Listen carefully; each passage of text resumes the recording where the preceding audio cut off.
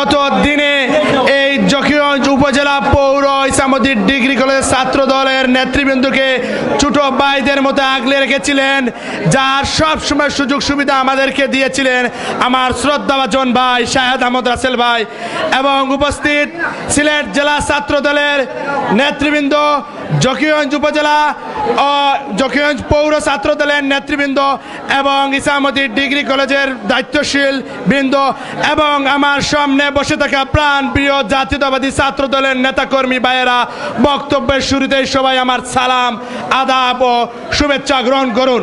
প্রিয় নেতৃবৃন্দ, ও সময় অতি স্বল্প, আমি আমার বক্তব্য দীর্ঘায়িত করব না, সবার শেষ পর্যায়ে আসছে।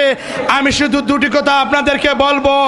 বিগত দিনে, বিগত 15 বছর বাংলাদেশ জাতীয়তাবাদী ছাত্র দল এদেশের মানুষের ভোটের অধিকার, গণতন্ত্র আদায়ের লক্ষ্যে রাজপথে লড়াই করে গিয়েছে এবং আগামীতে দিনেও এদেশের ভোটের অধিকার এবং গণতন্ত্র ফিরিয়ে আনার জন্য রাজপথে যে কোনো ধরনের পদক্ষেপ মোকাবেলা করতে বাংলাদেশ জাতীয়তাবাদী ছাত্র দল সর্বদা প্রস্তুত রয়েছে। এবং আমি আমার সামনে বসে থাকা বিভিন্ন ইউনিটের নেতৃবৃন্দদের উদ্দেশ্যে একটা বলতে চাই, আপনারা ইসামতি ডিগ্রি কলেজের আগামী দিনের যে পূর্ণাঙ্গ কমিটি আসবে, আপনার যে অনেকে আশা আকাঙ্ক্ষা নিয়ে আছেন যে আপনারা এই কমিটিতে স্থান করে নিতে চান, আমি আপনাদের পরিষ্কার ভাষায় বলতে চাই, এই ইসামতি ডিগ্রি কলেজ ছাত্র দলের পূর্ণাঙ্গ কমিটিতে আসতে হলে কোনো বাইয়ের প্রয়োজন হবে না, কোনো নেতার প্রয়োজন হবে না।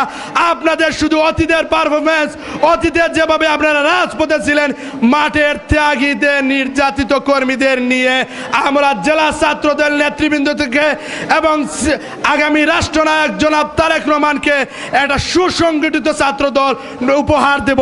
এই বলে আমি আমার বক্তব্য এখানে শেষ করছি। তারুণ্যের অহংকার তারেক রহমান।